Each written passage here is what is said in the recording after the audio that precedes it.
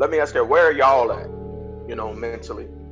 And Ray, since you're already up, we'll go with you. Like, what have you been doing to like keep your sanity going? I have the blessing and the curse of being able to detach myself from certain triggers for the greater good, because I know that I have other things to do, other things to accomplish, other things to take care of. Me being 2 months in on a new job where they are still trying to figure out everything else that I should be doing besides answering the phone. So that is my main focus. And pulling myself out of debt, which I can say all of my bills are paid for the entire month and the rest of is mine. So but I know there's time where I have to deal with the shit that's going on right now, and I cope with laughter. These memes that seems to be my go-to is humor. And then you really have to think about, how do I deal with this? Like, I wake up today and I see the live feeds on all of the news channels on Facebook showing the Admiral Sims monument was brought down before daylight. And I'm looking at all of these angry faces on the comments, and oh, that's a part of my history. And I'm just going in. I'm like, hey, all of these good rednecks, which by the way is an oxymoron, are pissed in their cornflakes this morning. Losers don't get sprinkles. That was my main thing today. So I cope with humor because this shit hurts. It hurts. It really does. Today is Breonna Taylor's, well, it would have been her 27th birthday today. And I watched a video of Stilo Brim, whose birthday is also today, and he was like, you want to help me celebrate my birthday? Talk to the legislative people, powers that be in Louisville, Kentucky, about reopening this case. And then I was like, reopening? Who closed it? I don't know what's going on. I mean, you gonna gang bang your way into somebody's house and just start shooting and then close it? You went to the wrong house. The person you were looking for has already been in police custody. And you like, oops, my bad. And then you're gonna charge her boyfriend with attempted murder because he pulled out a gun to protect his house. What the fuck? Thankfully, the charge was dropped, but it never should have been placed out in the first place. What they call a no-knock warrant, where you just busting somebody's house after midnight. You haven't checked any of your facts. And this woman is gone because y'all were careless. I don't understand. Then the articles today that came out on Facebook about the Ahmaud Arbery killing, the guy who filmed everything hit him with a car.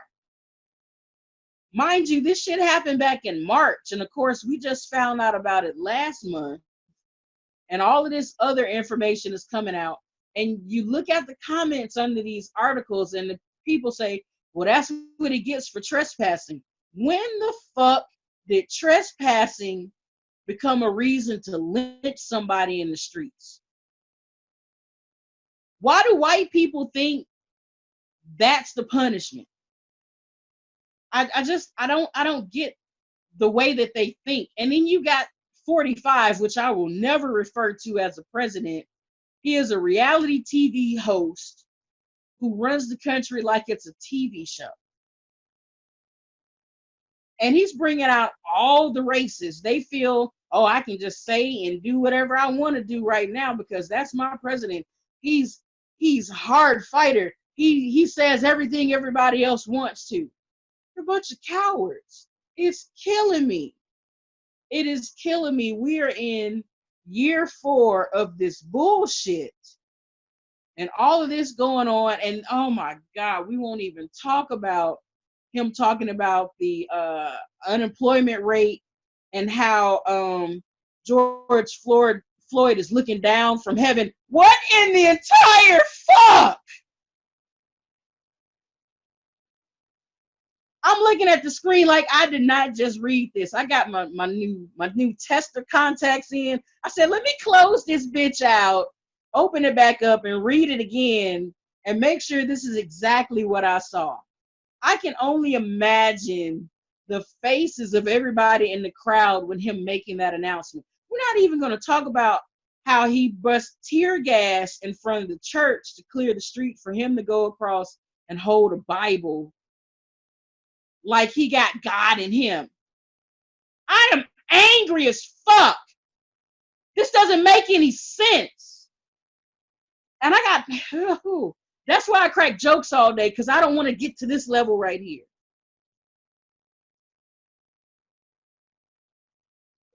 Yeah, yeah. It felt like the stages of grief, if that makes sense. Like at Yes. first it was like disbelief, and then it was anger, and then I became depressed, and then I felt like I don't even know the correct term for it. It's like that hopelessness. It's like no matter what I do, no matter what I say, all it takes is somebody feeling threatened, and that's all the justification they need. That was another incident in Georgia where a gentleman was running, just jogging, kind of like Ahmad was, and this white guy just started chasing him with a gun. Now, thankfully, neighbors saw what was going on. They called the police, and the white gentleman was arrested. But it's crack. I ain't gonna say crackhead. Sorry. It's crazy folks like that who just need to see an example of it being done by somebody else, and that's bringing people out the woodworks. Uh, the KKK threatening to shoot up protesters in Birmingham yesterday. Thank God nothing happened, but it was the fact that the audacity of the situation is being brought to the forefront, and that's what pisses me off. It's like they ain't even being slick about it no more. It's just blatant. So I'm gonna loop back around to Casey, bro. Like, how have you been maintaining a positive headspace in this time?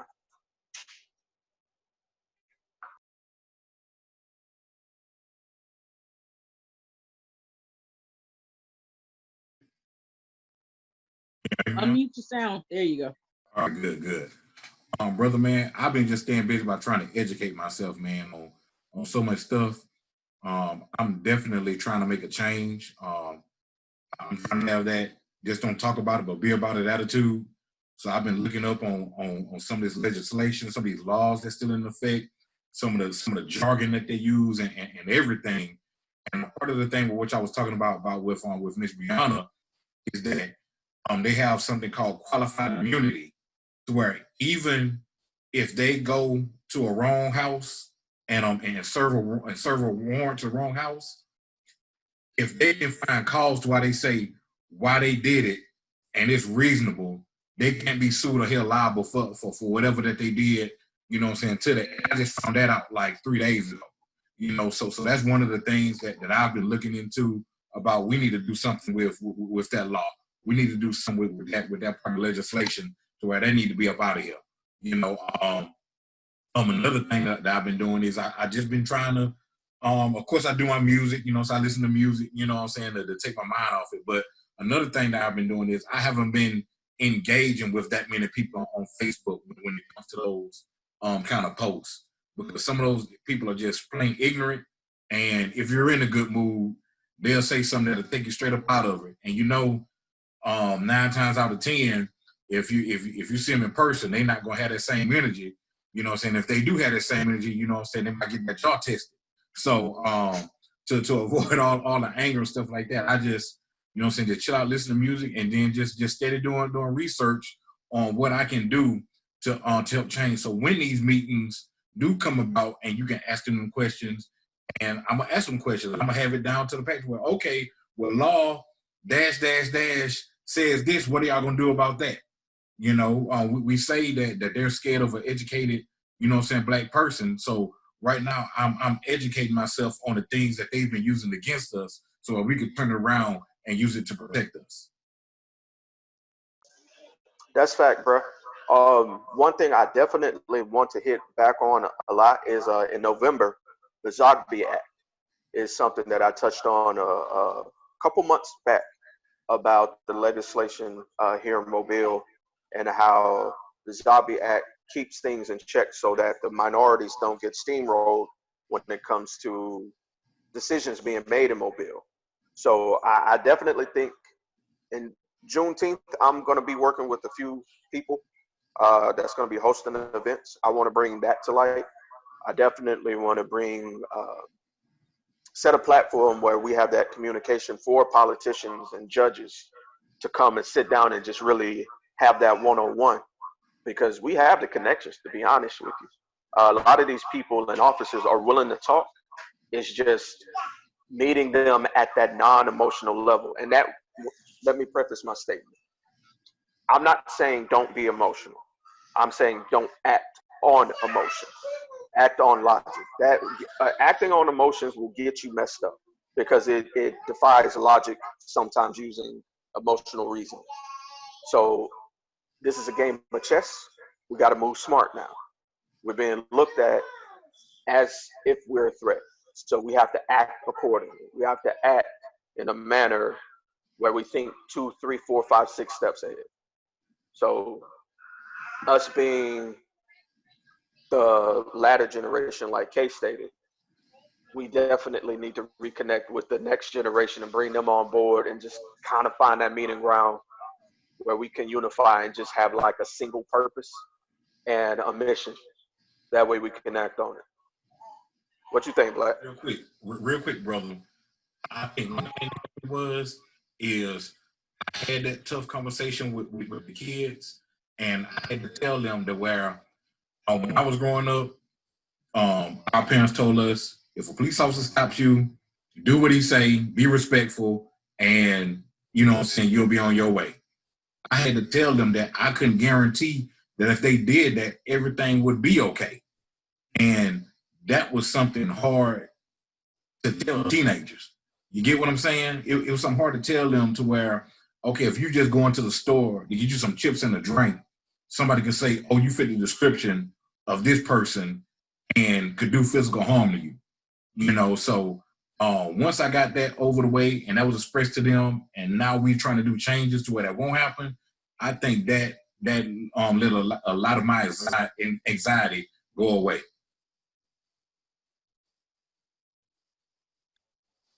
Black, I saw it looked like you had something to say. I wanted to give you the opportunity. Oh yeah. So it's always a good thing to educate yourself for sure, especially with these matters when it comes to the law. And for that, like Casey was saying, he was like he's educating himself to see, what exactly is it that is being said, like the jargon. A lot of people don't even understand the jargon of law. Like they don't understand, like like these people, they charging these cops, but do people really know how that process go? Do they really understand that? And so then for you to do that, Casey, you know what I'm saying, big ups for you for doing that, for sure. I think everybody should do that. But what I'm not gonna say is don't become a quasi lawyer. And I'm not saying you, Casey, I'm talking about people in general. And then go out there and try to enforce the law or interpret the law or whatever and try to use it back against them, because there is a time and place for that. And then not only is there a time and place for that, there are people, lawyers out there right now that's working on exactly what we're saying. So and I was in the legal field for a minute, and I'm a certified paralegal, went to law school, the whole shit, like Cal Berkeley.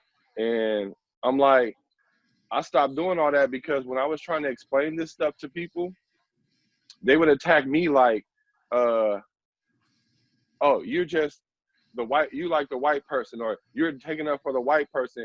And goes like, if you're saying if we're playing chess and not checkers, then you got to understand how each piece moves. And if you only understand how only certain pieces move, don't get mad at the player that understand how all the pieces move.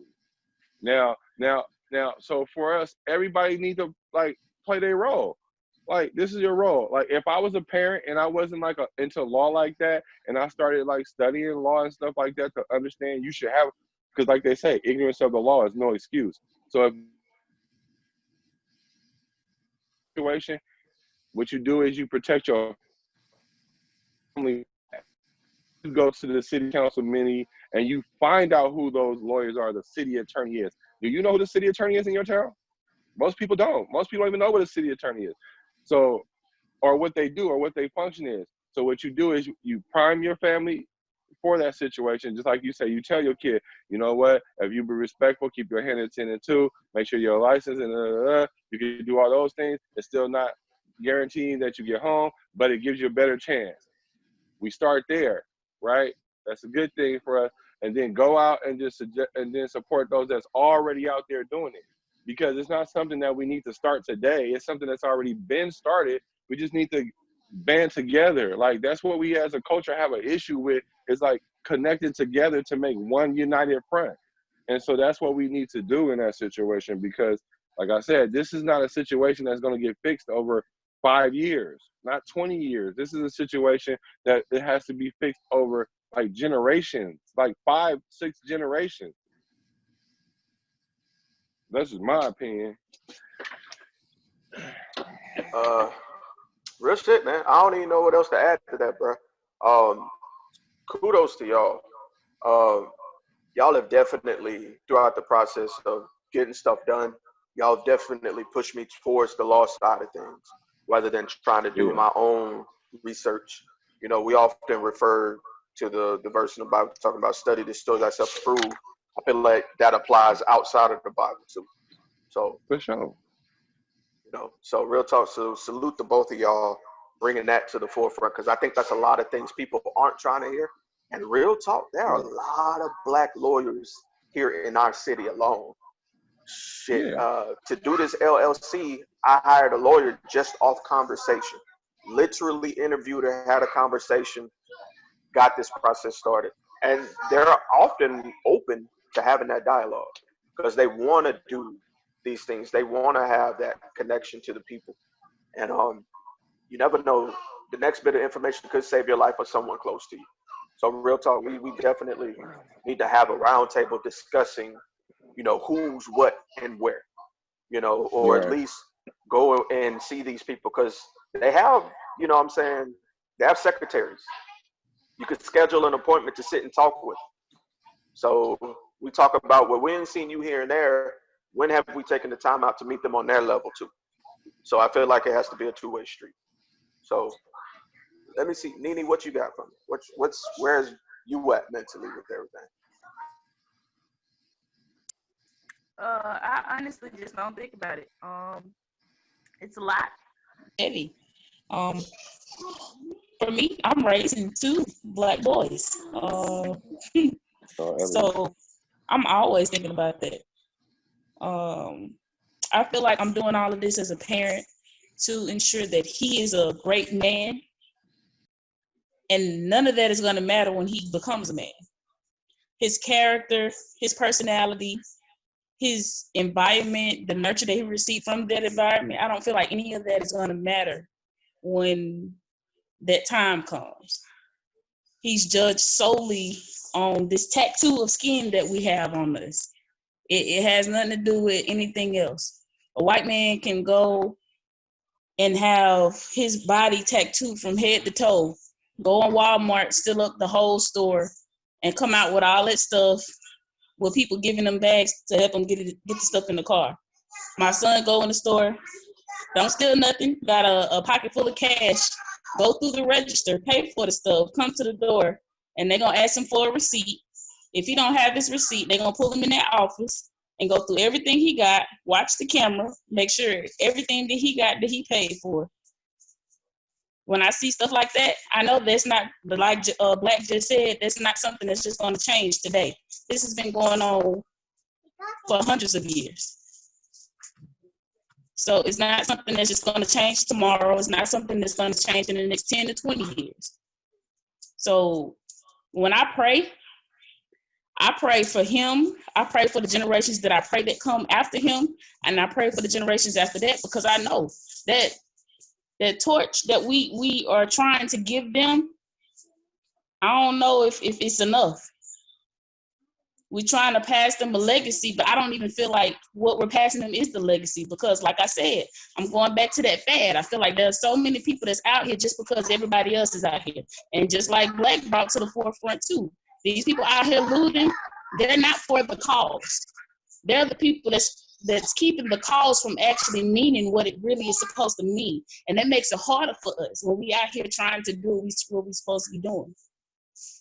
I was thinking about this just recently. One of my sons really wants to be a police officer when he grows up. Well, my other son at some point said something about being a judge. That's heavy, man. But for me, that's heavy. I don't know. For me, I would feel more comfortable if they were just, you know what I'm saying, the creative that just, you know, stays in their own lane, because I feel like he would be less of a risk to himself. But it's crazy. I feel for those parents that do have to lose their partner and have to raise those kids by themselves and have to tell those kids why their parent died at some point or how they died, or even, we don't even have to go that far. If the child goes to school and find out from one of the kids at school. I watched the video of the little girl, of Floyd's daughter, and I cried like a baby. And that, I don't want that to be my boys. I'm not saying that they just have the best relationship with their father, but at the same time, I do still pray over him. I don't like the guy, but at the end of the day, I did what I did with him to have these boys. So I even pray for him, because I don't want to have them to have to bury that burden of their father dying because of what, you know, what that little girl's dad died from. That's heavy for me. And I don't know, I'm gonna stop talking because I'm babbling. No, that's real. Because you come from a standpoint of being a Black mother in this situation to two boys. Just like Kay is a mother to two daughters. Y'all's journey, although similar, is going to be drastically different. Um, so I'm interested in how y'all have this conversation, if you are having this conversation, because you guys have young children. So what are some things that y'all are preparing for if y'all haven't already started having the conversation on this topic? Like, how do you even present this to a child so that they understand that, hey, what they doing out there, you know, you can't necessarily do, you know? So, Kay, what is something, I guess, do you practice this conversation, or do you just, I don't know. I just can't fathom. I don't know. So I'm gonna let you have it. I'll just say that, I mean, you can't really practice this conversation.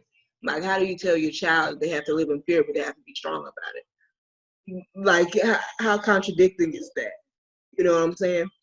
I can say that when Marcus and I are watching something and we come across something, right, that's what I was going to say. But when we come across something that has to do with it, like when we watch The Hate You Give, like we have those conversations. And when she's talking in the beginning, I'm not sure if you've seen it, but in the beginning of the movie, so to speak, she's talking and she's like, you know, what her dad is showing her, you got to put your hands, you know, put your hands on the dashboard. Don't make any sudden movements. Don't turn your head too quick. Ask permission before you reach. Like that type of stuff. Like that's crazy, and that's our reality. And I'm just hoping that before they get to that age, it's to the point to where they don't have to live so much in fear. But a part of me having to, right, that's what I would feel too.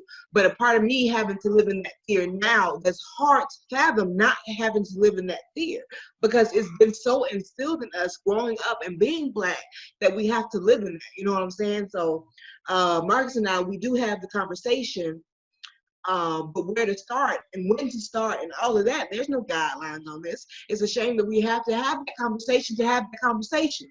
You know what I'm saying? Like, that's tough. That is really tough. And then I have, like I told you, I have a lot of mixed races in my friends list. So I know one young lady she is upset because her husband's life is in danger. Not because he's black, but because he's a police officer. And he's black. And she's Caucasian. And they have a mixed little girl. But the fear is not even that he's black. The fear is that he's a police officer. So that guy, I was like, you know this battle's yours too, for him and your little girl. But she can't even see that right now because people are targeting all the police vehicles in Fort Walton. So she can't even worry about him being black right now. But really, she has to worry about that too, so that's crazy. But on the flip side, I did, you didn't even ask me this, I know. On the flip side, I found something, right. I found something else interesting about this lady. She was upset because Black Lives Matter was getting so much attention. And she feels like, well, just like you're afraid for your husbands and your sons, my husband goes to work every day and he's afraid for his life because he's a police officer.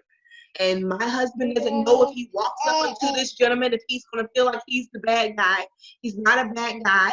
But if they see him, are they going to lash out like he took someone's life or like he's racist or like he's like that or whatever? And really, I feel like in every situation you have to use empathy to truly understand the situation as a whole. And I can't say that I can truly empathize with it because you can't compare something that I was born with to something that your husband chose to do. I mean, there's that, but given it is his profession, and I can't understand what you're trying to say, but once again, baby, I can't take this off. He comes home and takes that uniform off. He goes to Kroger and to Piggly Wiggly and with Dixie in his sweatpants and his shoes, and nobody knows no different. And my husband can go in his sweatpants and his shoes, and somebody can come out of nowhere acting crazy on him, or they can say that he fits this description or that he does that. We are not the same. And I guess that's exactly why I wrote the poem hashtag, because you can't compare you to me. And so in times like those, I have to log off of social media because though I can get what you're trying to say, I can't get what you're saying. I can't get down with it at all. So you mean tell me that this one, you comparing a uniform to this complexion right here, to all this melanin? You can't compare that. You can't compare that. So I mean, it's a very odd time right now. So how to tell my children, I don't know yet. Because I've never had to deal with this before. This is my first rodeo. You know what I'm saying? I don't know yet, but I hope that I don't have to. And that's, but in the meantime, I mean, I'm trying. I'm trying to conjure up what can I possibly tell you that's going to save your life. And then on the flip side of that, it doesn't matter what I tell you because they're going to do what they're going to do. Your hands can be on the dashboard. You cannot be reaching for anything, and their story is going to paint it that way to justify whatever it is that they've done. So really, can I tell them something that's not going to put them in that situation? You know what I'm saying? If that's what's in their heart out there and they plan on doing that anyway, can I truly protect them? So that puts me in a living nightmare. You know what I'm saying? So I can talk until my face turns blue, but is that really going to help save my child's life?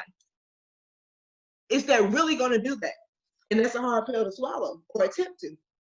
So I don't know. I don't know, but I hope that when the time comes, that right. I couldn't have said it better myself. When that time comes, I hope that everything is understood with them and that it actually does make a difference. I mean, that's all I can really strive for, and just pray for their protection, like Ebony. Like, I mean, this world is crazy. I know.